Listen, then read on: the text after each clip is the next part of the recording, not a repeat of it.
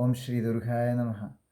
ಇವಾಗಿನ ವಿಚಾರ, ನಾನು ಮುಂಬೈಗೆ ಹೋದಂತಹ ಕಥೆಯನ್ನು ನಿಮಗೆ ಹೇಳಲೇಬೇಕು. ಅದನ್ನು ನಾನು ತಿಳಿಸ್ಕೊಡ್ತೇನೆ, ಕಥೆಯನ್ನು ಹೇಳ್ತೇನೆ. ಕಥೆ ಅಂದರೆ ಒಂದು ರಿಯಲ್ ಆಗಿ ನಡೆದಂತಹ ವಿಚಾರ.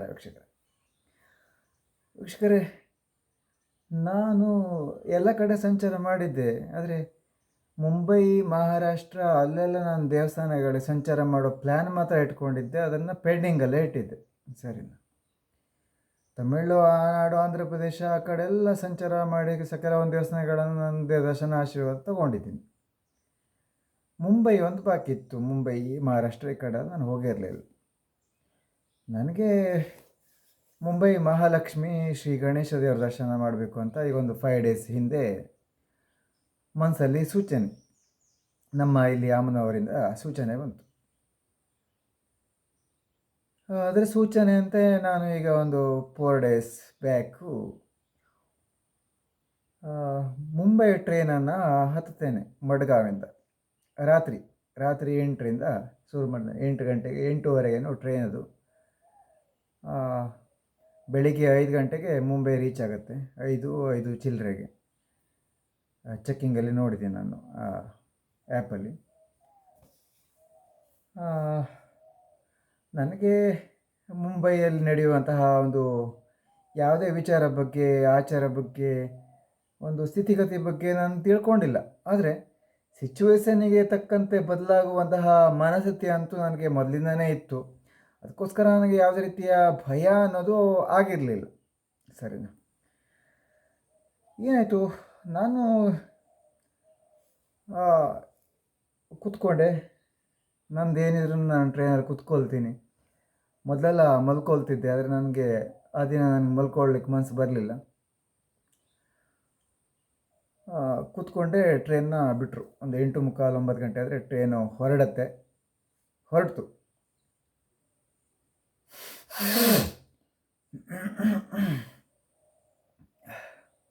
ಸರಿನಾ? ಅಲ್ಲಿ ಟ್ರೈನನ್ನು ಹತ್ತಿದವರು ಪೂರ್ತಿ ಮುಸ್ಲಿಮರೇ ಆಗಿದ್ದರು. ವೀಕ್ಷಕರೇ, ಜಾಸ್ತಿ ಪ್ರಮಾಣದಲ್ಲಿ ಮುಸ್ಲಿಮರೇ ಇದ್ದರು. ಅದು ಜನರಲ್ ಸೀಟಲ್ಲಂತೂ ತುಂಬಾ ಮುಸ್ಲಿಮರಿರ್ತಾರೆ, ಮುಸ್ಲಿಂ ಜನಾಂಗ. ಎಷ್ಟು ರಶ್ ಇತ್ತು ಅಂದರೆ ಅಲ್ಲಿ ಕಾಲು ಹಾಕಲಿಕ್ಕೂ ಜಾಗ ಇರಲಿಲ್ಲ. ಯಾಕಂದರೆ ಅವ್ರದ್ದೇ ಜನಸಂಖ್ಯೆ ಇತ್ತು ಅದರಲ್ಲಿ. ಹಿಂದೂ ಧರ್ಮದವರು ಜಾಸ್ತಿ ಇಲ್ಲ, ಒಂದು 5ರಿಂದ 6 ಜನ ಇದ್ದರು. ಒಂದು 3 ಜನ, ಒಂದು ಗಂಡ ಹೆಂಡತಿ ಫ್ಯಾಮಿಲಿ. ಸರಿನಾ? ಅದು ಹೇಗೆ ಅಂದರೆ ನನಗೆ ಗೊತ್ತೇ ಇರಲಿಲ್ಲ. ನನಗೆ ಆಮೇಲೆ ಗೊತ್ತಾಗಿತ್ತು. ರಾತ್ರಿ ಯಾವಾಗ ಹೇಳ್ತೀನಿ, ಆಮೇಲೆ ಕತ್ತೆ ಮುಂದುವರಿಸ್ತೀನಿ. 5 ನಿಮಿಷಕ್ಕೆ ಒಬ್ಬೊಬ್ಬರು ಬರ್ತಾರೆ. ಎಲ್ಲ ಅವ್ರದ್ದೇ ಜನಸಂಖ್ಯೆ. ತಿಂಡಿ, ಕಾಫಿ, ಊಟ ಪ್ರತಿಯೊಂದು ಟ್ರೈನ್ ಮೇಲೆ ಮಾಡ್ತಾರೆ. ಎಲ್ಲ ಮುಸ್ಲಿಮರೇ. ವೀಕ್ಷಕರೇ, ಅದನ್ನು ನಾನು ಕೆಲವೊಂದು ತಿಂಡಿಗಳನ್ನು ಆಯ್ದುಕೊಂಡು ತಗೊಂಡು ತಿಂದೆ. ಸರಿನಾ? ಅದರಲ್ಲಿ ನನಗೆ ಯಾಕೆ ತಗೊಂಡೆ ಅಂದರೆ ಸೌತೆಕಾಯಿ ಅಂತ ತಗೊಂಡೆ. ಆಮೇಲೆ ಕೆಲವು ಬೇರೆ ಏನೋ ತೊಗೊಂಡೆ ನಾನು. ಸರಿನಾ? ಈ ಪಾವೇನು ತೊಗೊಂಡೆ. ಅಲ್ಲಿ ಮುಂಬೈಯಲ್ಲಿ ವಡಪಾವ್ ಅಂದರೆ, ಮುಂಬೈ, ಮಹಾರಾಷ್ಟ್ರ, ಗೋವಾ ಅಂದರೆ ವಡಪಾವ್ ಅಂದರೆ ಅಲ್ಲಿ ಎಲ್ರಿಗೂ ಇಷ್ಟ ಆಗಿ ಒಂಥರ ಫೇಮಸ್ ಅದು. ಸರಿನಾ? ನನಗೆ ಒಂದು ಪಾವ್ ತಿನ್ಬೇಕನ್ನಿಸ್ತು, ತೊಗೊಂಡೆ. ಪಾವು, ಒಂದು ವಡ ಏನೋ ತೊಗೊಂಡೆ. ಆಮೇಲೆ ಸೌತೆಕಾಯಿ. ವೀಕ್ಷಕರೇ, ಅದರಲ್ಲಿ ನಶೆ ಬರುವಂತಹ ಕೆಲವೊಂದು ಅವರು ಆಯ್ದುಕೊಂಡಂಥ ಏನೋ ಒಂದನ್ನು ಹಾಕ್ತಾರೆ. ಅಂದರೆ ವಿಷ. ಸರಿ, ವಿಷ ಹಾಕಲ್ಲ, ಸಾಯಲ್ಲ ಮನುಷ್ಯ. ನಶೆ ಅಂದರೆ ಆ ತಿಂಡಿ ತಿಂದ ಒಂದು 5 ನಿಮಿಷದಲ್ಲಿ ಮನುಷ್ಯ ಮಲಗ್ತಾನೆ. ಅದು ಹೆಣ್ಣಾಗಿರಲಿ ಗಂಡಾಗಿರಲಿ. ಮಲಗಿದ್ರೆ ಸಾಮಾನ್ಯ ಒಂದು 5ರಿಂದ 6 ತಾಸಂತೂ ಹೇಳಲ್ಲ, ಅಷ್ಟು ಲಿಮಿಟ್ ಇರುತ್ತೆ. ಸರಿನಾ? ಟ್ರೈನು ಸ್ಟಾಪ್ ಆಗೋದು ಕೂಡ ಮುಂಬೈಯೇ ಅಲ್ವ ಕೆಲವೊಮ್ಮೆ. ಕೆಲವೊಂದು ಆಗುತ್ತೆ. ಪ್ಯಾನಿವೆಲ್ ಈ ಥರ ಎಲ್ಲ ಆಗುತ್ತೆ ಕೆಲವೊಂದಷ್ಟೇ. ಅಲ್ಲಿ ಯಾರು ಅವ್ರನ್ನ ಎಚ್ಚರ ಮಾಡೋರು ಇರಲ್ಲ, ಅವರನ್ನು ಏನು ಮಾಡೋರು ಇರಲ್ಲ. ಯಾಕಂದರೆ ಅವ್ರದ್ದೇ ಜನಸಂಖ್ಯೆ. ಬೇರೆ ಧರ್ಮದವರು ಹತ್ತಿದ್ರು ಅಂದರೆ ಆ ಟ್ರೈನ್ನ, ಅವ್ರ ಕೆಲಸ ಮುಗೀತು ವೀಕ್ಷಕರೇ. ಸರಿನಾ? ಅವ್ರ ಕೈಲಿ ದುಡ್ಡಿನ ವಿಚಾರವಾಗಿಯೂ ಹೋಗುತ್ತದೆ. ಹಾಗೆ ಹಣದ ವಿಚಾರವಾಗಿ, ದುಡ್ಡಿನ ವಿಚಾರವಾಗಿ, ಚಿನ್ನಾಭರಣದ ವಿಚಾರವಾಗಿ ಪೂರ್ತಿ ಕ್ಲಿಯರ್ ಮಾಡ್ತಾರೆ. ಆಮೇಲೆ ಇದು ಏನು, ಹೆಣ್ಣು, ಆ ಹೆಣ್ಣನ್ನು ವಶೀಕರಣ ಮಾಡಿ ಈ ನಾಯಿಗಳು ನಾಯಿಗೆ ಹೇಗೆ ಬಲಾತ್ಕಾರ ಮಾಡ್ತವೆ ಅಂತ ನೋಡಿದ್ದೀರಲ್ಲ ಬೀದಿಯಲ್ಲಿ, ಅದೇ ಥರ ಬಲಾತ್ಕಾರ ಆ ಟ್ರೈನಲ್ಲಿ ನಡೀತದೆ ವೀಕ್ಷಕರೇ. ಸರಿನಾ? ಆಮೇಲೆ ಅವ್ರನ್ನ ಇಟ್ಕೊಳ್ತಾರೋ ಅಥವಾ ಟ್ರೈನಿಂದ ಬೀಸಾಕ್ತಾರೋ ಅಂತ ಹೇಳೋಕ್ಕಾಗಲ್ಲ. ಅದನ್ನೇ ಎತ್ತಲಿಕ್ಕೆ ಮತ್ತೆ ಅಲ್ಲಿ ಜನ ರೆಡಿ ಇರ್ತಾರೆ. ಎಲ್ಲಿಂದ ಗೊತ್ತದು? ಶಾಂತವಾಡಿಯಿಂದ ಸ್ಟಾರ್ಟ್ ಆಗುತ್ತೆ. ಶಾಂತವಾಡಿಯವರೆಗೆ ಏನು ಸಮಸ್ಯೆ ಇರಲ್ಲ. ಶಾಂತವಾಡಿ ಯಾರ ಏರಿಯಾ ಗೊತ್ತಾ ನಿಮಗೆ? ಶಾಂತವಾಡಿಯಿಂದ ಮುಂಬೈವರೆಗೆ ಶಿವಾಜಿಯವರ ಒಂದು ಹ್ಯಾಂಡ್ ಓವರಲ್ಲಿ, ಮಹಾರಾಷ್ಟ್ರ ಅಂದ್ರೇ ಒಂದು ಶಿವಾಜಿಯವರ ಹ್ಯಾಂಡ್ ಓವರಲ್ಲಿ ಇದ್ದಂಥದ್ದು ಮುಂಬೈ, ಮಹಾರಾಷ್ಟ್ರ. ಅರ್ಥ ಆಯ್ತಾ? ಮಹಾರಾಷ್ಟ್ರ ರಾಜ್ಯ ಇದೆಯಲ್ಲ ವೀಕ್ಷಕರೇ, ಶಿವಾಜಿಯವರ ಕೈಯಲ್ಲಿತ್ತು, ಆಳ್ವಿಕೆಯಲ್ಲಿತ್ತು. ಶಿವಾಜಿಯವರ ಆಳ್ವಿಕೆಯಲ್ಲಿತ್ತು. ಅವರ ಆಳ್ವಿಕೆ, ಅವರನ್ನು ಯಾವಾಗ ಶಾಂತವಾಡಿಯಲ್ಲಿ ಸಂಹಾರ ಮಾಡಿದರು ಅವರನ್ನು, ಅಲ್ಲಿಂದ ಅದು ಮುಸ್ಲಿಮರ ವಶ ಆಗಿದೆ ವೀಕ್ಷಕರೇ. ಮುಸ್ಲಿಮರ ವಶೀಕರಣ, ಪೂರ್ತಿ ವಶೀಕರಣ ಇದೆ ಅಲ್ಲಿ, ಮುಸ್ಲಿಮರ ವಶೀಕರಣ. ಅಲ್ಲಿ ಒಬ್ಬ ಹಿಂದೂ ಹುಡುಗಿರನ್ನು ಕೂಡ ಬಿಡಲ್ಲ. ಎಲ್ಲವನ್ನು ಅವರನ್ನು ಸೇರಿ ಅವ್ರ ಜೊತೆನೆ ಕರ್ಕೊಂಡೋಗಿ ಗುರುಕ ಹಾಕ್ಸ್ಬಿಡ್ತಾರೆ. ಇದು ಶಾಂತವಾಡಿಯಿಂದ ಮುಂಬೈವರೆಗೂ ನಡೀತಾ ಇದೆ. ಸರಿನಾ? ಅದು ನನಗೆ ಅರ್ಥ ಆಗಿದ್ದು ಕ್ರಮೇಣ. ನನಗೆ ಆಹಾರ ಕೊಟ್ಟರಲ್ಲ, ನನಗೆ ನಶೆ. ಆ ನಶೆನ ಹೇಗೆ ಕಳ್ಕೊಳ್ಬೇಕು ಅಂತ ನಮಗೆ ಗೊತ್ತಿಲ್ವ ತಪಸ್ವಿಯಾಗಿ. ವಿಷಕಂಠ ನಮ್ಮ ಜೊತೆ ಸದಾ ಸಪೋರ್ಟ್ಗಿರುವಾಗ ಯಾವ ವಿಷ ತಾಗ್ತದೆ ನಮಗೆ ಹೇಳಿ? ಭೂಮಿ ಮೇಲೆ ಇರೋದು ಹಾವು ಕಚ್ಚಿದ್ರೆ ವಿಷ ತಾಗ್ತದ? ಏನು ವಿಷ ತಿಂದರೆ ವಿಷ ತಾಗ್ತದ? ಏನು ಉಪ್ಪು ತಿಂದರೆ ವಿಷ ತಾಗ್ತದ? ಏನು ಮಣ್ಣು ತಿಂದರೆ ವಿಷ ಆಗ್ತದ? ಏನು ಅವ್ರಿಗೆ ಗೊತ್ತಿಲ್ಲ ಅನ್ಸುತ್ತೆ. ಸರಿನಾ? ನನಗೆ ವಿಷ ತಾಗಲ್ಲ ಅಂತ. ಆಮೇಲೆ ಏನಾಯ್ತು ಗೊತ್ತಾ? ನಾನು ಮಾತ್ರ ಮಲಗಲಿಲ್ಲ. ನಾನು ನಿಂತ್ಕೊಂಡು ಒಂದೇ ಕಾಲಲ್ಲಿ ನಿಂತು ತಪಸ್ಸಾಚರಣೆ ಮಾಡೋಕ್ಕೆ ಶುರು ಮಾಡಿದೆ. ಒಂದು ಕಬ್ಬಿಣವನ್ನು ಹಿಡ್ಕೊಂಡೆ ತಪಸ್ಸಾಚರಣೆ ಮಾಡೋಕ್ಕೆ ಶುರು ಮಾಡಿದೆ. ನಾನು ಮಲಗಿಲ್ಲ. ಅಲ್ಲಿರುವ ಮುಸ್ಲಿಂ ಜನಸಂಖ್ಯೆ ಎಲ್ಲ ಮಲಗಕ್ಕೆ ಶುರು ಮಾಡಿದ್ರು. ಸರಿ, ನನ್ನ ತಪಸ್ಸಿನ ಗಾಳಿಯಿಂದ. ಸರಿನಾ? ಆಮೇಲೆ ಅವರಿಗೆ ಎಚ್ಚರ ಇತ್ತು. ನನಗೆ ಗೊತ್ತಿರಲಿಲ್ಲ ಇದೆಲ್ಲ ವಿಚಾರಗಳು. ಅವರು ನಮ್ಮನ್ನು ಅಟ್ಯಾಕ್ ಮಾಡ್ತಾರೆ, ನನ್ನ ಬಿಡಲ್ಲ, ನಾನು ತೆಗೆದೇ ಬಿಡ್ತಾರೆ ಅಂತ. ಸರಿನಾ? ಅವ್ರ ಟಾರ್ಗೆಟು ನಾನು ಕೂಡ ಇದ್ದೆ ಅದರಲ್ಲಿ. ಕಾರಣ ಏನಂದರೆ, ಅಲ್ಲಿರುವ ಒಂದು ಹಿಂದೂ ಹೆಂಗಸರನ್ನ ಗಂಡಸರನ್ನು ನನ್ನ ಶಕ್ತಿಯಿಂದ ಕಾಪಾಡ್ಕೊತಾ ಇದ್ದೆ. ನನಗೆ ಗೊತ್ತಿತ್ತಲ್ಲ, ನನ್ನ ಒಂದು ತಪಸ್ಸಿನ ಗಾಳಿಯಿಂದ ಅವರನ್ನು ರಕ್ಷಣೆ ಮಾಡ್ತಾ ಇದ್ದೆ ನನ್ನ ಶಕ್ತಿಯಿಂದ. ಅರ್ಥ ಆಯ್ತಾ? ನಾನು ಅವರೆಲ್ಲ ಮಾತಾಡಿಸ್ಕೊತ ಒಂದು ರಕ್ಷಣೆಯಲ್ಲಿ ನನಗೆ ಗೊತ್ತಾಯಿತು, ಈ ಥರ ಇದೆ ಅಂತ. ನನಗೆ ಅವ್ರದ್ದು ಮೊದಲೇ ಗೊತ್ತಿದೆ ವಿಚಾರ. ಅರ್ಥ ಆಯ್ತಾ? ಆಮೇಲೆ ಎಲ್ಲರೂ ನನ್ನ ಹತ್ರನೇ ಬಂದು ಕಾಲ ಹತ್ರ ಎಲ್ಲ ಮಲಗೋಕ್ಕೆಲ್ಲ ಶುರು ಮಾಡಿದ್ರು. ಅಲ್ಲಿ ನಮ್ಮ ಹಿಂದೂ ಹೆಣ್ಣು ಮಕ್ಕಳ ಹತ್ರ ಎಲ್ಲ ಅವ್ರ ಮೈ ಮೇಲೆ ಮಲ್ಕೊಳ್ಳೋದು ಮುಸ್ಲಿಮರೆಲ್ಲ ಹೀಗೆ. ಸರಿನಾ? ನಾಟಕ ಮಾಡೋದು, ಮಲಗಲ್ಲ. ಅರ್ಥ ಆಯ್ತಾ? ನಾಟಕ ಮಾಡೋದು. ಅವ್ರು ಏನು ಮಾಡಿದ್ರು? ನಶೆನೇ ಆಗಲ್ವಲ್ಲ, ನನ್ನ ಶಕ್ತಿಯಿಂದ ಮತ್ತೆ ರಿಕವರಿ ಮಾಡ್ತಾಯಿದ್ದೀನಿ. ನಶೆ ಆಗೋದು ಇವ್ರು ಮಾತ್ರ. ಅರ್ಥ ಆಯ್ತು? ಹೀಗೆ ಮುಂದುವರಿತಾ ಟ್ರೈನ್ ಜರ್ನಿ ಹೋಯ್ತು ವೀಕ್ಷಕರೇ. ಟ್ರೈನ್ ಜರ್ನಿ ಹೋಗ್ತಾ ನನಗೆ ಆಪ್ ಕಿಧರ್ ಉತರ್ನೆ ವಾಲೆ ಕೇಳಿದ್ರು ಹಿಂದಿಯಲ್ಲಿ. ಆಪ್ ಕಿಧರ್ ಉತರ್ನೆ ವಾಲೆ? ಮೈ ಕಿಸ್ಕ ಪಾಸಿ ಬಾತ್ ನೈ ಕಿಯಾ. ಅವ್ರು ಯಾರ ಹತ್ರ ನಾನು ಮಾತಾಡಲಿಲ್ಲ. ನಾನು ಹೀಗೆ ಕೈ ತೋರಿಸಿದೆ. आप किधर जाने वाले हैं पूछा. किधर उतरने वाले नहीं, आप किधर जाने वाले? मैं बोला ऊपर, ऐसा हाथ दिखाया. समझ गया ना? वो लोग को समझ गए नहीं वो. ठीक है? ನನಗದು ಅರ್ಥ ಆಯಿತು, ಇವ್ರು ಯಾಕೆ ಕೇಳಿದ್ರು ಅಂತ ನನಗೆ ಗೊತ್ತಾಗೋಯ್ತು. ನನಗೆ ಅವ್ರ ಟಾರ್ಗೆಟ್ ಎಲ್ಲ ಅರ್ಥ ಆಗೋಯ್ತು. ಸರಿನಾ? ಅರ್ಥ ಆಗಿ ನನ್ನ ಅವತಾರ ಅಲ್ಲಿ ಹೊರಗಡೆ ಬಿತ್ತು ವೀಕ್ಷಕರೇ. ನನ್ನ ಅವತಾರ ಎಲ್ಲಿ ಹೊರಗಡೆ ಬಿತ್ತು ಗೊತ್ತಾ? ಪೆನವೆಲ್, ಮುಂಬೈಕ್ಕಿಂತ ತುಂಬ ಹಿಂದೆ ಪೆನವೆಲ್ಲಲ್ಲಿ ನನ್ನ ಅವತಾರ ಹೊರಗಡೆ ಬಿತ್ತು. ಪೆನವೆಲ್ ಸ್ಟಾಪ್ ಆಗುತ್ತೆ ಟ್ರೈನ್ ಆಗುವಾಗಲೇ ಹೊರಗಡೆ ಬಿತ್ತು. ಯಾಕಂದರೆ ಅವ್ರು ಅಂದ್ಕೊಂಡಿದ್ರು ಪೆನವೆಲಲ್ಲಿ ಹೇಳಿದ್ರೆ ನಾನು ಉಳ್ಕೊತೀನಿ, ಮುಂಬೈ ಹೋದರೆ ನಾನು ಉಳಿಯಲ್ಲ. ಮುಂಬೈಯಲ್ಲಿರೋದೆಲ್ಲ ಅವ್ರದ್ದೇ ಸಂಖ್ಯೆ. ಅಲ್ಲಿ ಹೋದರೆ ನನ್ನ ಹತ್ರ ಏನು ಮಾಡೋಕ್ಕಾಗಲ್ಲ ಅಂತ ತೆಗೆದೇ ಬಿಡ್ಬೋದು ಅಂತ ಅಂದ್ಕೊಂಡಿದ್ರೇನೋ ಅದೆಲ್ಲ ಹೇಗೆ ಸಾಧ್ಯ ಅಲ್ವಾ? ಆ ದೇವರು ಶಿವ ಮತ್ತು ಅಮ್ಮನವರು ಕಾಳಿ ಮತ್ತು ಎಲ್ಲ ನಮ್ಮ ಜೊತೆ ಇರುವಾಗ, ಇಡೀ ಜಗತ್ತಿನ ದೇವರ ಆಶೀರ್ವಾದ ನಮ್ಮ ಮೇಲೆ ಇರುವಾಗ ಅದೆಲ್ಲ ಹೇಗೆ ಸಾಧ್ಯ ಒಬ್ಬ ಮುಸ್ಲಿಂ ಕೈಯಲ್ಲಿ? ಆಗ ಏನಾಯಿತು ಗೊತ್ತಾ ವೀಕ್ಷಕರೇ? ಶುರುವಾಯಿತು. ಏನು ಶುರುವಾಯಿತು ಗೊತ್ತಾ? ಶಿವ ಅವರು ಡೋಲ್ ಬರ ಶುರು ಮಾಡಿದ್ರು.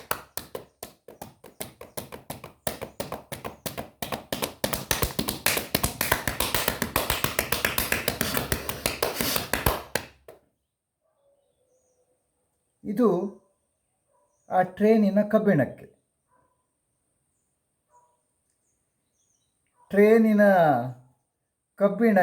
ಹೊಡೆದಿದ್ದು.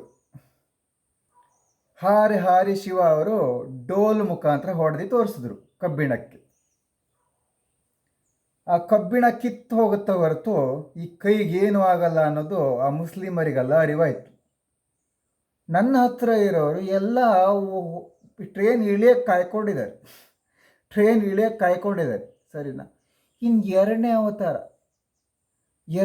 ಯಾವುದು ಗೊತ್ತಾ?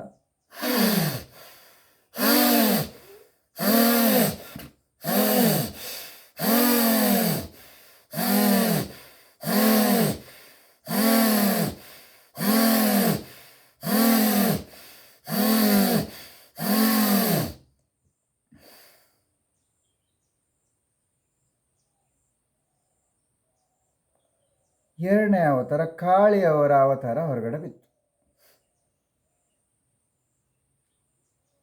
ಮುಗೀತು ನಮ್ಮ ಕೆಲಸ ಅಂತ ಲೆಕ್ಕ ಹಾಕಿದ್ದಾರೆ. ಆದರೆ ನಾನು ಶಿವಾಜಿ ಥರ ನನ್ನ ಹತ್ರ ಕತ್ತಿ ಇರಲಿಲ್ಲ ಅಂತ ಅಷ್ಟೇ ಸುಮ್ಮನೆ ಅವರು ಬಿಟ್ಟಿದ್ದೀನಿ. ಇಲ್ಲ ಅಂದರೆ ಒಬ್ಬರು ಕೂಡ ಉಳಿತಾ ಇರಲಿಲ್ಲ ಅಕ್ಷತೆ. ಇದು ಮಾತ್ರ ಕಟು ಸತ್ಯ. ಅರ್ಥ ಆಯ್ತಾ? ಅದಕ್ಕೆ ಇಲ್ಲಿ ನಾವು ಮುಸ್ಲಿಮರಿಂದ ನಾವು ತಪ್ಪಿಸ್ಕೊಳ್ಬೇಕು. ಎಲ್ಲ ಹಿಂದೂ ಧರ್ಮದ ಹೆಣ್ಣುಮಕ್ಕಳನ್ನು ಅಂದರೆ ಬ್ರಾಹ್ಮಣರ ಹೆಣ್ಣುಮಕ್ಕಳನ್ನು ಕೂಡ ಬಿಡ್ತಾ ಇಲ್ಲ ಅವರು. ನಮ್ಮ ಹಿಂದೂ ಧರ್ಮದ ಎಲ್ಲ ಹೆಣ್ಣುಮಕ್ಕಳನ್ನು ಅವರು ವಶೀಕರಣ ಮಾಡಿ ಬಲಾತ್ಕಾರ ಮಾಡಿ ಅವರು ವಶ ಮಾಡಿಕೊಂಡು, ಅದಕ್ಕೆ ನಮ್ಮ ಭಾರತ ದೇಶದಲ್ಲಿ ಮುಸ್ಲಿಮರ ಜನಸಂಖ್ಯೆ ಜಾಸ್ತಿ ಆಗ್ತಾ ಇದೆ, ಅವರ ವಶೀಕರಣ ಜಾಸ್ತಿ ಆಗ್ತಾ ಇದೆ. ಇಲ್ಲಿ ಅವರದ್ದೇ ಒಂದು ಎಲ್ಲ ಆಡಳಿತ, ದುಡ್ಡು, ಪ್ರತಿಯೊಂದು ಅವ್ರ ಹತ್ರನೇ ಇದೆ. ನೋಡಿ ಅವರು ಎಷ್ಟು ಬಲವಾಗಿ ಎಷ್ಟು ಎತ್ತರ ಬೆಳ್ಕೊಂಡಿದ್ದಾರೆ ಅಂತ, ಎಷ್ಟು ಎತ್ತರ ಇದ್ದಾರೆ ಅಂತ ಗೊತ್ತಾ? ನೋಡಿ ಅವರು ನಮ್ಮ ಹತ್ರ ಬ್ರಾಹ್ಮಣ್ಯ ಇದೆ, ನಮ್ಮ ಹತ್ರ ದೇವರಿದೆ, ದೇವ್ರ ಪೂಜೆ ಇದೆ, ಎಲ್ಲ ಇದೆ ವೀಕ್ಷಕರೇ. ಆದರೆ ಅವ್ರ ಪವರ್ ಇಲ್ಲ. ಅವ್ರು ಮನಸ್ಸು ಮಾಡಿದ್ರೆ ಇಲ್ಲಿ ಏನು ಬೇಕಾದರೂ ಮತ್ತೆ ಮಾಡಲಿಕ್ಕೆ ನೋಡ್ತಾನೇ ಇದ್ದಾರೆ, ಕಾಯ್ಕೊಂಡಿದ್ದಾರೆ ಅಂತ ನಾನು ಹೇಳ್ತಾನೆ. ನಿಮಗೆ ವಿಡಿಯೋನ ಮುಗಿಸ್ತೇನೆ, ಯಾಕಂದರೆ ಇದೊಂದು ನನ್ನ ಅನುಭವ. ವಿಡಿಯೋನ ಮುಗಿಸೋ ಮುಂದೆ ಇನ್ನೂ ಸ್ವಲ್ಪ ವಿಚಾರಗಳನ್ನು ಹೇಳ್ತೇನೆ. ಅಷ್ಟಕ್ಕೆ ಮುಗಿಲಿಲ್ಲ ಕತೆ. ಅರ್ಥ ಆಯ್ತಾ? ನಾನು ಪೆನವೆಲಲ್ಲಿ ಇಳಿಯುವಾಗ ಮತ್ತೆ ನನಗೆ ಅಲ್ಲಿ ಬಾಗಲ್ಲಿ ಡೋರ್ ಎಲ್ಲ ಲಾಕ್ ಆಗಿದೆ, ಒಂದು ಡೋರು ಓಪನ್ ಮಾಡ್ತಾ ಇಲ್ಲ. ಅರ್ಥ ಆಯ್ತಾ? ಮತ್ತು ನನ್ನ ತಪಸ್ಸಿನ ಶಕ್ತಿಯಿಂದ ನಾನು ಅಲ್ಲಿಂದ ಪೆನವೆಲಲ್ಲಿ ಇಳಿದೆ. ಪೆನವೆಲಲ್ಲಿ ಇಳಿದವನು ನಾನು ಆರಾಮ್ನಲ್ಲಿ ಅಲ್ಲಿಂದ ನಡೆದೆ. ಸ್ವಲ್ಪ ಸಮಯ ನಡೆದೆ, ಸ್ವಲ್ಪ ಸಮಯ ರೆಸ್ಟ್ ಮಾಡಿದೆ. ನಾನು ನಿದ್ದೆ ಮಾಡಲಿಲ್ಲ ಬೆಳಿಗ್ಗೆವರೆಗೂ. ಮತ್ತು ಜಾಗರಣೆಯಲ್ಲಿ ಕೂತೆ, ಜಾಗರಣೆ ತಪಸ್ಸಲ್ಲಿ ಕುಳಿತೆ. ಸರಿನಾ? ನನಗೆ ಅಲ್ಲಿ ಯಾವ ದೇವ ದರ್ಶನವೂ ಬೇಡ. ಅಲ್ಲಿಂದ ಮತ್ತೆ ನನಗೆ ವಾಪಸ್ ಬರುವ ಸೂಚನೆ. ಸರಿನಾ? ಅಲ್ಲಿಂದ ನಾನು ಮತ್ತೆ ಬೆಳಿಗ್ಗೆ ಅದೇ ಟ್ರೈನಲ್ಲಿ ಬಂದಿದ್ದೀನಿ. ಅರ್ಥ ಆಯ್ತಾ? ಬೆಳಗ್ಗೆ ಮತ್ತೆ ಅದೇ ಟ್ರೈನಲ್ಲಿ ಬಂದಿದ್ದೀನಿ. ಬಂದು ಮತ್ತೆ ನಾನು ಈ ಸಂಗಮೇಶ್ವರ್ ಗೊತ್ತಿದೆಯಲ್ಲ ನಿಮಗೆ, ಹಿಂದೆ ಆ ಸ್ಟಾಪಲ್ಲಿ ಇಳ್ಕೊಂಡಿದ್ದೀನಿ. ಅದಕ್ಕಿಂತ ಹಿಂದಿನ ಸ್ಟಾಪಲ್ಲಿ ಇಳ್ಕೊಂಡಿದ್ದೀನಿ. ಅದನ್ನು ಮಣಿವೆಲ್ ಅಂತಲೇ ಹೇಳ್ತಾರೆ, ಅಲ್ಲಿ ಇಳ್ಕೊಂಡಿದ್ದೀನಿ. ಮತ್ತೆ ನನ್ನ ಅಟ್ಯಾಕ್ ಮಾಡೋಕ್ಕೆ ಶುರು ಮಾಡಿದರು. ಅಂದರೆ ಅಲ್ಲಿ ನಶೆ ಆಗುತ್ತೆ. ಅಂದರೆ ಅವರ ಒಂದು ಗಾಳಿಗೆ ಎಲ್ಲ ಅವ್ರ ಜನವೇ ಇರೋದು, ತಿಂತಾರೆ, ಕುಡ್ಕೊಂಡಿರ್ತಾರೆ, ಮಾಂಸ ತಿಂದ್ಕೊಂಡಿರ್ತಾರೆ, ನಶೆ ಆಗುತ್ತೆ. ನಮಗೆ ನಿದ್ದೆ ಬರುತ್ತೆ, ನಿದ್ದೆ ಒಗೆಯುತ್ತೆ. ನಿದ್ದೆ ಮಾಡಿದ್ರೆ ಮುಗೀತು, ನಮ್ಮ ಕೆಲಸ ಮುಗಿಸಿಬಿಡ್ತಾರೆ. ಅರ್ಥ ಆಯಿತು? ಅಲ್ಲಿ ಬಂದು ಇಳ್ಕೊಂಡೆ. ಅವ್ರದ್ದು ಹೇಗೆ ಅಂದರೆ ಟ್ರೈನಲ್ಲಿ ಜರ್ನಿ ಮಾಡ್ತಾ ಇರ್ತಾರೆ, ಅವ್ರದ್ದೇ ಟ್ರೈನ್ ಅಲ್ವಾ, ಹೀಗೆ ಬರೋದು ಹೋಗಿ ಬರೋದು. ಒಂದು 4-5 ಜನ ಬರ್ತಾರೆ, ಮತ್ತೆ 4-5 ಜನ ಬರ್ತಾರೆ, ಅವ್ರದ್ದೇ ಜನ. ಸರಿನಾ? ನನ್ನ ರಾತ್ರಿ ಅಡಕ್ ಮಾಡಿದ ಅವರೇ ಜನನೇ, ಅವರೆಲ್ಲ ಒಂದೇ ಅಲ್ಲಿ. ಅರ್ಥ ಆಯ್ತಾ? ಎಲ್ಲ ಸೂಚನೆ ಟ್ರೇಸ್ ಮಾಡ್ತಾನೆ ಇರ್ತಾರೆ. ಆಮೇಲೆ ನಾನು ಸಂಗಮೇಶ್ವರ ಹಿಡಿದು ಬಸ್ಸಿಗೆ ಬಂದೆ. ಸರಿನಾ? ಬಸ್ಸಿಗೆ ಬಂದರೂ ಕೂಡ ಅಲ್ಲಿ ಎಷ್ಟೋ ಅವ್ರ ಜನ ಹತ್ತಾರೆ. ಕೆಲವೊಂದು ಸೂಚನೆಗಳು ಅವರಿಗೆ ಇರುತ್ತೆ, ಈಗ ಬರ್ತಾರೆ. ಸಾಮಾನ್ಯ ಅವ್ರದ್ದೇ ಏರಿಯಾ ಅಲ್ವಾ, ಅವ್ರ ಏರಿಯಾದಲ್ಲಿ ಅವ್ರಿಗೆ ಗೊತ್ತಿಲ್ವಾ ಹೇಗೆ ನಮ್ಮನ್ನು ಹೇಗೆ ಟ್ರೇಸ್ ಮಾಡಬೇಕು, ಹೇಗೆ ಕಂಡುಹಿಡಿಯಬೇಕು, ಎಲ್ಲಿದ್ದಾನೆ, ಯಾವ ಗಾಡಿ ಮೇಲೆ ಹೋಗ್ತಾ ಅಂತ. ಆಮೇಲೆ ಸೀದಾ ಶಾಂತವಾಡಿಗೆ ಬಂದೆ. ಸರಿನಾ, ಕೇಳಿ ಕಥೆನ. ಶಾಂತವಾಡಿ ನಾನು ಬಂದಿದ್ದು ಎಷ್ಟು ಗಂಟೆಗೆ? 9:30 ವೀಕ್ಷಕರೇ, 9:30. ಅಲ್ಲಿ ವಿಚಾರಣೆ ಮಾಡಿಸ್ತೀನಿ. ಸರ್ ಅಲ್ಲಿ ವಿಚಾರಣೆ ಮಾಡ್ತೀನಿ, ಅಲ್ಲಿ ಇರ್ತಾರಲ್ಲ, ಆಫೀಸ್ ಇರುತ್ತಲ್ಲ. ಸರ್ ಇಲ್ಲಿ ಎಷ್ಟು ಗಂಟೆಗೆ ಬಸ್ ಇದೆ ಪಣಜಿ ಅಂತ ಕೇಳ್ತೀನಿ, ಶಾಂತವಾಡಿಯಿಂದ ಪಣಜಿ. ಅವ್ರು ಹೇಳ್ತಾರೆ ಪಣಜಿ ಬಸ್ಸು 2:30 ಅಂತ. ಸರಿನಾ, 2:30. ನಾನೇನೋ ಅಂದ್ಕೊಂಡಿಲ್ಲ, 2:30ಗೆ ಪಣಜಿ ಬಸ್ ಇರ್ಬೋದು, ಇಲ್ಲಿಂದ ಬರ್ಬೋದು ಅಂತ ಅಂದ್ಕೊಂಡೆ. ಸರಿನಾ, ಆಮೇಲೆ ನಾನು ನಿದ್ದೆ ಮಾಡಲಿಲ್ಲ, ನನ್ನ ನಿದ್ದೆ ಮನಸ್ಸು ಬಂದಿಲ್ಲ. ಸ್ವಲ್ಪ ಸಮಯ ಕೂತೆ ನಾನು ನಿದ್ದೆ ಹೋಗಲಿಕ್ಕೆ ಶುರುವಾಯಿತು. ಆಮೇಲೆ ಯಾರೋ ಒಬ್ಬ ಅಲ್ಲಿ ರೆಡಿಯಾಗಿದ್ದ ನನ್ನ ಮೊಬೈಲ್ ತೆಗಿಲಿಕ್ಕೆ. ನನ್ನ ಮೊಬೈಲ್ ಚಾರ್ಜ್ ಹಾಕಿದ್ದೆ ಅಲ್ಲ, ನನ್ನೇ ನೋಡ್ತಾ ಇದ್ದ. ಅವನು ಕೂಡ ಅವ್ರದ್ದೇ ಜನ ಅಲ್ಲಿ ಲೋಕಲ್ಲೇ. ಸರಿನಾ, ಆಮೇಲೆ ನನಗೆ ಪಟ್ಟ ಎಚ್ಚರ ಇತ್ತು, ದೇವರು ನನಗೆ ಎಚ್ಚರ ಮಾಡಿದ್ರು. ಅಲ್ಲಿ ಇರುವಂತಹ ಭವಾನಿ ದೇವರು ಇರ್ಬೋದು, ಅಥವಾ ಅಲ್ಲಿ ಇರುವಂತಹ ಶಿವಾಜಿಯವರು ಇರ್ಬೋದು. ಸರಿನಾ, ಶಾಂತವಾಡಿ ಶಿವಾಜಿಯವರ ಒಂದು ಹುಟ್ಟು ಸ್ಥಳ, ಮೂಲ ಸ್ಥಳ, ಸಂಹಾರ ಮಾಡಿ ಸ್ಥಳ ಅಂತೆಲ್ಲ ನಮಗೊಂದು ಸೂಚನೆ. ನಾನೇನು ಒಂದು ಓದಿಲ್ಲ, ಅದೆಲ್ಲ ಒಂದು ಸೂಚನೆ. ಸರಿನಾ, ಶಾಂತವಾಡಿಯಲ್ಲಿ ಅವರ ಮರಣ ಆಯಿತು ಅಂತ ನನಗೆ ಇವತ್ತು ಬೆಳಿಗ್ಗೆ ಒಂದು ಸೂಚನೆ ಮನಸ್ಸಿಗೆ. ಅದನ್ನು ನಾನು ತಿಳ್ಕೊಂಡಿಲ್ಲ. ನಿಮಗೆ ಗೊತ್ತಿದ್ದರೆ ನಾನು ತಿಳಿಸ್ಬೇಕು ಕರೆಕ್ಟಾಗಿ ಅವ್ರ ಬಗ್ಗೆ, ಅವ್ರ ಚರಿತ್ರೆ ಬಗ್ಗೆ ಎಲ್ಲ ನನಗೆ ಗೊತ್ತು. ಆಮೇಲೆ ಕತೆ ಹೀಗೆ. ಸರಿನಾ, ನಾನು ಚಾರ್ಜಿಗೆ ಹಾಕ್ಕೊಂಡೆ. ಅಲ್ಲಿ ಒಂದು ದತ್ತಾತ್ರೇಯ ಮಂದಿರ ಇದೆ, ಅಲ್ಲಿ ಹೋಗಿ ಸ್ವಲ್ಪ ಒಂದು ತಪಸ್ಸಾಚರಣೆ ಮಾಡಿದೆ. ಆಮೇಲೆ ನೀರು ಕುಡ್ಕೊತ, ಅಲ್ಲಿ ನೀರು ಎಷ್ಟು ಚೆನ್ನಾಗಿದೆ ಗೊತ್ತಾ? ಪೆನವೆಲ್ಲಿಂದ ಮಡ್ಗಾಂವರೆಗೂ ಆ ನೀರು ಕುಡಿದ್ರೆ ನಮ್ಮ ಕರ್ನಾಟಕದಲ್ಲೂ ಅಷ್ಟು ಶುದ್ಧ ನೀರಿಲ್ಲ ವೀಕ್ಷಕರೇ. ಅಷ್ಟು ಒಳ್ಳೆ ನೀರು ಪವರಲ್ಲಿ. ಆ ಭೂಮಿಗೆ ಎಷ್ಟು ಪವರ್ ಗೊತ್ತಾ? ಆ ಭೂಮಿಯಲ್ಲಿ ಶಿವಾಜಿಯವರು ಓಡಾಡಿದಂತಹ ಜಾಗ, ಹಾಗೆ ಎಷ್ಟು ಜನ ಸಿದ್ಧಿಗಳು ನೆಲೆಸಿದಂತಹ ಓಡಾಡಿದಂತಹ ಜಾಗ, ಹಾಗೆ ತುಳಜಾ ಭವಾನಿಯವರ ಒಂದು ಹವಾ ಇದೆ ಅಲ್ಲಿ. ಒಂದು ಮಹಾರಾಷ್ಟ್ರ ಅಂದರೆ ತುಳಜಾ ಭವಾನಿಯವರು ಇಡೀ ಮಹಾರಾಷ್ಟ್ರ ರಾಜ್ಯಕ್ಕೆ ಫೇಮಸ್ ಅವರು. ತುಳಜಾ ಭವಾನಿ ಅಂದರೆ ಎಲ್ಲ ಅಮ್ಮನವರಿಗೂ ತುಳಜಾ ಭವಾನಿಯವರು ಅಕ್ಕ. ಎರಡೇ ನಿಮ್ಗೆ ಗೊತ್ತಿರಲಿಲ್ಲ ಅನಿಸುತ್ತೆ.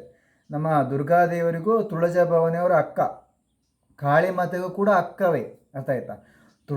ತುಳಜಾ ಭವಾನಿಯ ಶಕ್ತಿಯನ್ನು ಮೀರಿಸುವಂಥದ್ದು ಯಾರಿಗೂ ಇಲ್ಲ.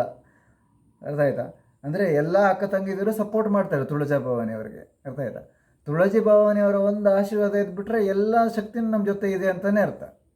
ಹೀಗೆ ನನಗೆ ಅಲ್ಲಿ ತುಳಜಾ ಭವಾನಿಯವರ ಆಶೀರ್ವಾದ ಆಯಿತು ಶಾಂತವಾಡಿಯಲ್ಲಿ ಇಳಿದ ತಕ್ಷಣ. ಅರ್ಥ ಆಯ್ತಾ? ತುಳಜಾ ಭವಾನಿಯವರ ಆಶೀರ್ವಾದ. ಆಮೇಲೆ ಅಲ್ಲಿ ಶಿವಾಜಿಯವರ ಫೋಟೋ ಹಾಕಿದ್ದಾರೆ ದೊಡ್ಡ. ಅವರನ್ನು ನೋಡಿದ್ರೆ ತುಳಜಾ ಭವಾನಿಯವರು ನೋಡ್ದಂಗೆ ಆಗುತ್ತೆ.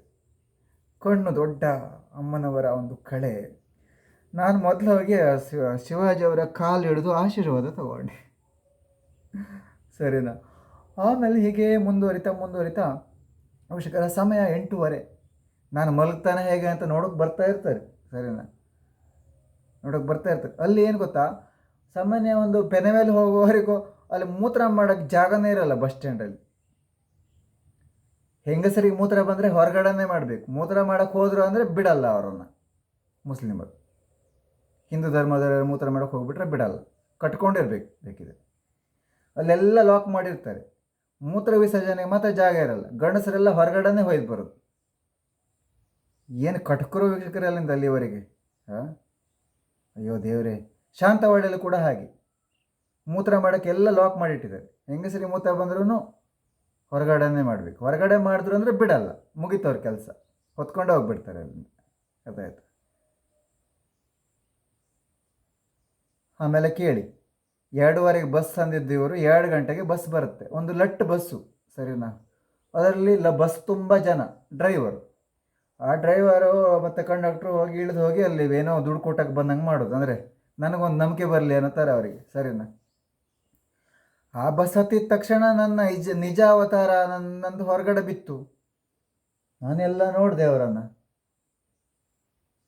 ಸರಿನಾ, ಯಾರ್ಯಾರಿದ್ದಾರೆ ಎಲ್ಲ ಒಂದು ಸಲ ನೋಡಿದೆ. ಅವರ ನಿಜ ಸ್ವರೂಪ ಎಲ್ಲ ನನಗೆ ಬಯಲು ಮಾಡಿದ್ರು. ನನಗೆ ನಮ್ಮ ಒಂದು ದುರ್ಗಾದೇವರಾಗಿರ್ಬೋದು, ಹಾಗೆ ಅಲ್ಲಿರುವಂಥ ಒಂದು ತುಳಜಾ ಭವಾನಿ ಶಕ್ತಿ, ಹಾಗೆ ಅಲ್ಲಿರುವಂತಹ ಶಿವಾಜಿಯವರ ಶಕ್ತಿ ನನಗೆ ಸಪೋರ್ಟ್ ಮಾಡ್ತು. ಅವ್ರಿಗೆ ಗೊತ್ತಿಲ್ಲ ಆತ್ಮಗಳೆಲ್ಲ ಸಪೋರ್ಟ್ ಮಾಡ್ತವೆ ಅಂತ. ಬರೀ ಮನುಷ್ಯರು ಮಾತ್ರ ಏನು ಬೇಕಾದರೂ ಮಾಡ್ಬೋದು, ಸತ್ತೋಗಿರೋರು ಏನು ಮಾಡಲ್ಲ ಅಂತ ಅಂದ್ಕೊಂಡು ಬಿಟ್ಟಿದ್ರು ಏನವರು. ಸರಿನಾ, ಆಮೇಲೆ ಇದರೊಳಗೆ ತಗೋತೀನಿ, ಶಿವಾಜಿಯವರ ಕತ್ತಿ ಯಾರು ವಶನೂ ಆಗಿಲ್ಲ ವೀಕ್ಷಕರೇ. ಶಿವಾಜಿ ಅವರ ಕತ್ತಿ ಕಾಯ್ಕೊಂಡಿದೆ ಅಲ್ಲಿ, ಅರ್ಥ ಆಯ್ತಾ. ಅದನ್ನು ಹಿಡಿಯೋಕೆ ಒಬ್ಬ ಬೇಕು, ಯಾರಾದರೂ ರೆಡಿ ಆಗ್ಬೋದು ಅಲ್ಲಿ ಸದ್ಯದಲ್ಲಿ, ಅರ್ಥ ಆಯ್ತಾ. ಆ ಸಿಚುವೇಶನ್ ಇದೆ ಅಲ್ಲಿ. ಹಾಗೆಲ್ಲ ಅದು ಬೇರೆಯವ್ರ ವಶ ಆಗಲ್ಲ, ಅದು ಯಾರಿಗೆ ಸಿಗಬೇಕು ಅವರಿಗೇನೆ. ಯಾಕಂದರೆ ಆ ದೇವರು ಕಟುಕರಿಗೆಲ್ಲ ಏನು ಇಲ್ಲಿ ಕೊಡಲ್ಲ ಅಷ್ಟು ಸುಲಭವಾಗಿ, ಅರ್ಥ ಆಯ್ತಾ. ಶಿವಾಜಿಯನ್ನು ಸಂಹಾರ ಮಾಡುವಾಗ ಕೂಡ ಅವರ ಕೈಯಲ್ಲಿ ಕತ್ತಿ ಇರಲಿಲ್ಲ. ಕತ್ತಿ ಇದ್ದರೆ ಅವರಿಗೆ ಏನೂ ಮಾಡೋಕ್ಕೆ ಸಾಧ್ಯ ಆಗ್ತಾ ಇರಲಿಲ್ಲ. ಯಾಕಂದರೆ ಆ ಕತ್ತಿಯ ಒಂದು ಅರ್ಥವೇ ಭವಾನಿ ದೇವಿ. ಭವಾನಿ ದೇವಿಯ ಕೈಯಲ್ಲಿ ತ್ರಿಶೂಲ ಇಲ್ಲ, ಭವಾನಿ ದೇವಿ ಕೈಲಿರೋದೇ ಆ ಕತ್ತಿ, ಅರ್ಥ ಆಯ್ತಾ. ಆ ಕತ್ತಿ ಅವ್ರ ಕೈಲಿರುವಷ್ಟು ಸಮಯ ಏನು ಮಾಡಲಿಕ್ಕೆ ಸಾಧ್ಯ ಇರ್ತಾ ಇರಲಿಲ್ಲ ಶಿವಾಜಿಯವ್ರಿಗೆ. ಆ ಕತ್ತಿ ಯಾವಾಗ ಕೈತಪ್ಪಿ ದೂರ ಇತ್ತು ಆಗ ಅವರು ವಿಧಿವಶ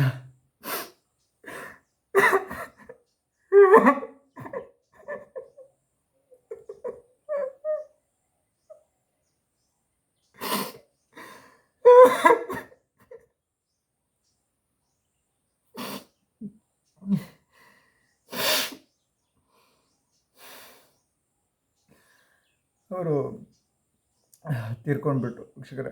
ಅವ್ರನ್ನ ಮುಗಿಸ್ಬಿಟ್ರು ಮುಸ್ಲಿಮರೆಲ್ಲ ಸೇರಿ. ನನಗೆ ಹೇಗೆ ಅಟ್ಯಾಕ್ ಮಾಡಿದರು ಅದೇ ಥರ ನನ್ನ ಎಲ್ಲ ಶಕ್ತಿನೂ ಕಾಪಾಡ್ತು. ನಾನು ಅಷ್ಟು ಸಿದ್ಧಿ ಮಾಡ್ಕೊಂಡಿದ್ದೆ, ತಪ್ಪಿಕೊಂಡೆ. ಇಲ್ಲಾಂದರೆ ನನ್ನ ತಾಯಿನೂ ಇದೇ ಥರ ಕಣ್ಣೀರು ಹಾಕೋ ಪರಿಸ್ಥಿತಿ ಬರ್ತಾಯಿತ್ತು. ನನ್ನ ತಾಯಿ ಕಾಯ್ಕೊಂಡಿರ್ತಾರೆ ಯಾವಾಗ ಮನೆ ಬರ್ತಾನೆ ಎಲ್ಲರೂ ದೇವಸ್ಥಾನಕ್ಕೆ ಹೋದರೆ ಅಂತ. ತಾಯಿ ಹುಡ್ಸೋರು ನಿಮ್ಗೆ ಗೊತ್ತಲ್ಲ ಎಷ್ಟು ಭಯ ಅಂತ. ಹಾಗೆ ಎಷ್ಟು ಜನ ಅಳ್ತಾ ಇದ್ದಾರೋ ಏನು, ಅವರಿಂದ ಹಿಂಸೆಪಟ್ಟವರು.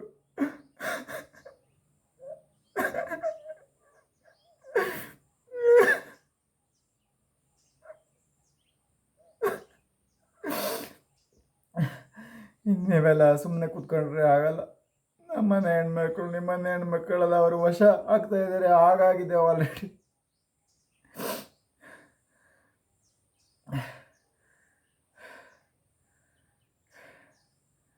ಇಷ್ಟಕ್ಕೆ ಮುಗಿದಿಲ್ಲ ವೀಕ್ಷಕರೇ ಕತೆ. ಅವರೇ ನನ್ನ ಗಾಡಿ ಮೇಲಿಂದ ಹಿಂಗೆ ಕೈ ಮಾಡಿದ್ರು. ಅವ್ರಿಗೆ ಗೊತ್ತಾಯಿತು ಇವ ನನ್ನ ಬಿಡಲ್ಲ ಅಂತ. ಆ ಗಾಡಿ ಮೇಲಿಂದ ಕೈ ಮಾಡಿದ್ರು, ನಾನು ಹತ್ಕೊಳ್ಳಿ. ಅದನ್ನು ಸ್ವಲ್ಪ ಹೊರಗೆ ಬಿತ್ತಲ್ಲ. ನನ್ನಲ್ಲಿ ಶಿವಾಜಿ ಅವತಾರನೇ ತಾಳಿದ್ದೆ. ನನ್ನ ಕಣ್ಣು ದೊಡ್ಡ, ಅಲ್ಲಿ ಶಕ್ತಿ ನನಗೆಲ್ಲ ಸಪೋರ್ಟ್ ಮಾಡಿತ್ತು ಆ ಸಮಯಕ್ಕೆ. ಆಗ ಅವ್ರಿಗೆ ಗೊತ್ತಾಯಿತು, ಮುಗೀತು ನಮ್ಮ ಕೆಲಸ. ಬಸ್ ಹತ್ತಿರ ಬಿಡಲ್ಲ, ಇವನೇ ನಾನು ತಿಂದುಬಿಡ್ತಾನೆ ಅಂತ ಅಂದ್ಕೊಂಡ್ರು. ಏನೋ ಗೊತ್ತಿಲ್ಲ. ಓಕೆ ಸರಿ, ಅಲ್ಲಿಂದ ಇಳಿದೆ ವೀಕ್ಷಕರೇ. ಇಳಿಸಿದ್ರು, ಕರ್ಕೊಂಡು ಹೋಗೋಕೆ ರೆಡಿ ಇಲ್ಲ, ಬಸ್ಸೇ ಹೋಗಿಲ್ಲ ಅಲ್ಲಿಂದ. ಆಮೇಲೆ ಕರೆಕ್ಟ್ 2:30 ಸಮಯಕ್ಕೆ ಒಂದು ಬಸ್ ಬಂತು, ಪಣಜಿ ಹೋಗುವಂಥದ್ದು, ಕೆಂಪು ಬಸ್ಸು. ಮೊದಲು ಬಂದಿದ್ದು ಲಟ್ ಬಸ್ ಆಗಿತ್ತು, ಸ್ವಲ್ಪ ಈ ಬಿಳಿ ಪೇಂಟಿಂಗ್ ಏನಿತ್ತು ಅದಕ್ಕೆ, ಸರಿನಾ. ನಾನು ಆ ಸಮಯಕ್ಕೆ 2:30 ಹೋಗಲಿಲ್ಲ. ಆಮೇಲೆ 5 ಗಂಟೆಗೆ ಒಂದು ಬಸ್ ಬಂತು, ಸರಿನಾ. ಆ ಬಸ್ಸಿಗೆ ಹೋದೆ. ಆ ಬಸ್ಸಲ್ಲೂ 2 ಜನ ಹಿಂದೂ ಹುಡುಗಿರು ಟಾರ್ಗೆಟ್ ಅವರಿತ್ತು. ಟಾರ್ಗೆಟ್ 2 ಲಾರಿ ಹಿಂದೆ ಬರ್ತಾ ಇರುತ್ತೆ, ಬಸ್ಸಿನ ಹಿಂದೆ, ಸರಿನಾ. ಬಸ್ ಸ್ಟ್ಯಾಂಡ್ ಬರುತ್ತೆ ಅನ್ನುವಾಗ ಬಸ್ಸನ್ನು ಮುಂದೆ ಕಡೆ ತಗೊಂಡು ಹೋಗ್ತಾರೆ. ಅದರಲ್ಲಿ ಯಾರೂ ಇರಲ್ಲ. ಈ ಮುಸ್ಲಿಮರೇ ಮುಸ್ಕ ಎಲ್ಲ ಹಾಕ್ಕೊಂಡು ಕುಂಕುಮ ಎಲ್ಲ ಹಚ್ಕೊಂಡಿರ್ತಾರೆ, ಅರ್ಥ ಆಯ್ತಾ. ಬಿಳಿ ಮುಸ್ಕ ಸೆರಗೆಲ್ಲ ಮುಚ್ಕೊಂಡು. ಸಾಮಾನ್ಯವಾಗಿ ಹಿಂದೂ ಧರ್ಮದಲ್ಲಿ ಕೆಲವು ಪದ್ಧತಿ ಇದೆಯಲ್ಲ, ಬಿಳಿ ಸೆರಗನ್ನು ಹಾಕ್ಕೊಂಡು ಕುಂಕುಮ ಹಚ್ಕೊಳ್ಳೋದು. ಕೆಲವು ಹಿಂದೂ ಧರ್ಮದಲ್ಲಿ ಕೂಡ ಆ ಥರ ಹಚ್ಕೊಂಡಿರ್ತಾರೆ, ಗಂಡಸರು ಹೆಂಗಸರು, ಕೆಲವರು ಮುಸ್ಲಿಂ ಹೆಂಗಸರೆಲ್ಲ, ಸರಿನಾ. ಅವರು ಕೆಲವು ಸ್ಟಾಪಲ್ಲಿ ಇಳ್ಕೊಂಡು ಹಂಗೆ ಮಾಡ್ಕೊತಾರೆ, ಅರ್ಥ ಆಯ್ತಾ. ಆದರೆ ನಾನೇ ಅವಾಗ ಬಸ್ ಹತ್ತದೆ, ಎಷ್ಟೋ ಜನ ಸ್ಟಾಪ್ಗಿಂತ ಹಿಂದೆ ಇಳ್ಕೊಂಡ್ರು, ಸರಿನಾ. ಅದರಲ್ಲಿ 2 ಹಿಂದೂ ಹುಡುಗಿರು ಮಾತ್ರ ಇದ್ದರು, ಅರ್ಥ ಆಯ್ತಾ. ಒಂದು ಆಂಟಿ, ಒಂದು ಮಗ, ಅವರ ಒಂದು ಹಿಂದೂ ಹುಡುಗಿ. ಅವರು ಎಲ್ಲೋ ಹೊರಗಡೆ ಹೋಗೋರು, ಎಲ್ಲಿಂದ ಈ ಪಣಜಿಯಿಂದ ಹೊರಗಡೆ ಎಲ್ಲೋ ಹೋಗೋರು, ಹೊರಗಡೆ ದೇಶಕ್ಕೋ ಅಥವಾ ಒಂದು ಜಾಬಿಗೂ ಏನೋ ಇರ್ಬೋದು, ಅರ್ಥ ಆಯ್ತಾ. ಈ ಥರ ಇತ್ತು. ಆಮೇಲೆ 2 ಲಾರಿ ಬರ್ತಾ ಇತ್ತು ಹಿಂದ್ಗಡೆ. ಅವ್ರಿಗೆ ಕೈ ಮಾಡ್ತಾರೆ, ಹೋಗು ಈ ಥರ ಅಂತ, ಸರಿನಾ. 2 ಲಾರಿ ಕೈ ಮಾಡ್ತಾರೆ. ಇಲ್ಲ ಅಂದರೆ ಬಸ್ಸನ್ನು ಮುಂದೆ ನುಗ್ಗಿಸಿ ಒಂದು ಖಾಲಿ ರೋಡಲ್ಲಿ 2 ಲಾರಿ ಬರುತ್ತೆ. ಆ 2 ಹುಡುಗಿರನ್ನ ಆ ಲಾರಿ ಮೇಲೆ ಹಾಕಿ ಇವರು ಬಸ್ಸನ್ನು ಅಲ್ಲಿ ತಗೊಂಡೋಗಿ ಬಿಡ್ತಾರೆ, ಇಲ್ಲಿಗೆ ಅಷ್ಟೇ, ಅವರ ಸ್ಟಾಪಿಗೆ, ಪಣಜಿ ಸ್ಟಾಪಿಗೆ, ಅರ್ಥ ಆಯ್ತಾ. ಆಗ ಸಮಯ ಬರೀ 5:45, ಕತ್ಲೇನೇ ಇರುತ್ತೆ, ಯಾರಿಗೆ ಕಾಣಲ್ಲ, ಯಾರಿಗೆ ಗೊತ್ತಾಗಲ್ಲ, ಅರ್ಥ ಆಯ್ತಾ. ಅಂದರೆ ಪಣಜಿವರೆಗೂ ಅವರ ಹವಾ ಇದೆ, ಶಾಂತವಾಡಿಯಿಂದ ಪಣಜಿವರೆಗೂ ಅವರ ಹವಾ ಇದೆ. ಅದರ ಮೇಲೆ ನಡೆಯಲ್ಲ ಅವ್ರ ಹವಾ. ಅದರ ಮೇಲೆ ಟೈಟ್ ಬಿಟ್ಟಿದೆ. ಪಣಜಿ ಏರಿಯಾದಿಂದ ಸಾಮಾನ್ಯ ಈ ಕಡೆ ಎಲ್ಲ ಒಂದು ಟೈಟ್ ಬಿಟ್ಟಿದೆ. ಅಷ್ಟು ಸ್ಟ್ರಾಂಗ್ ಆಗಿದೆ ನಮ್ಮ ಒಂದು ಹಿಂದೂ ಧರ್ಮದ ಜನಸಂಖ್ಯೆ ಕೂಡ. ಹಾಗೆ ಒಂದು ಗಟ್ಟಿಯ ಶಕ್ತಿ ಕೂಡ, ನಮ್ಮ ಶಕ್ತಿ ಕೂಡ ಸ್ಟ್ರಾಂಗ್ ಇದೆ. ಆದರೆ ಶಾಂತವಾಡಿಯಿಂದ ಒಂದು ಮಹಾರಾಷ್ಟ್ರ ಎಷ್ಟು ಎಲ್ಲಿವರೆಗೆ ಅವರ ವಶೀಕರಣ ಇದೆ ಅಂತ ನನಗೆ ಸರಿಯಾಗಿ ಗೊತ್ತಿಲ್ಲ. ನನಗಂತೂ ಜನ್ಮದಲ್ಲಿ ಅಲ್ಲಿ ಹೋಗೋದು ಬೇಡ ಅಂತ ಆದರೆ ಅನಿಸುತ್ತೆ. ಅಂದರೆ ನಾನೊಂದು ಶೇಖರನಾಗಿ ಥಿಂಕ್ ಮಾಡಿದಾಗ, ನಾನು ಸಿದ್ಧಿಯಾಗಿ ಥಿಂಕ್ ಮಾಡಿದಾಗ ನಾನು ಸಾವಿಗಲ್ಲ ಹೆದರವಲ್ಲ. ನಾನು ಸತ್ತರೆ ಸಾಯಲಿ, ನಾನಲ್ಲಿ ಒಂದು ಆ ಕಷ್ಟವನ್ನು ನೋಡೋಕ್ಕಾಗ್ತಾಯಿಲ್ಲ ನನಗೆ ವೀಕ್ಷಕರೇ. ಅಲ್ಲಿ ನಾನು ಹೋಗಿ ನನಗೆ ಎಷ್ಟಾಗತ್ತೆ ಅಷ್ಟು ಕಣ್ಣೀರನ್ನು ಒರೆಸ್ಬೇಕು ಅನ್ನುವಂಥ ಒಂದು ಮನಸ್ಸಿದೆ. ನೋಡಬೇಕು ಏನಾಗುತ್ತೆ ಅಂತ. ಬರೀ ಅಲ್ಲೊಂದೇ ಅಲ್ಲ, ನಮ್ಮ ಕರ್ನಾಟಕದಲ್ಲೂ ಅವರ ವಶೀಕರಣ ನಡೀತಾ ಇದೆ ವೀಕ್ಷಕರೇ, ಮುಸ್ಲಿಮರ ವಶೀಕರಣ. ಅರ್ಥ ಆಯ್ತಾ?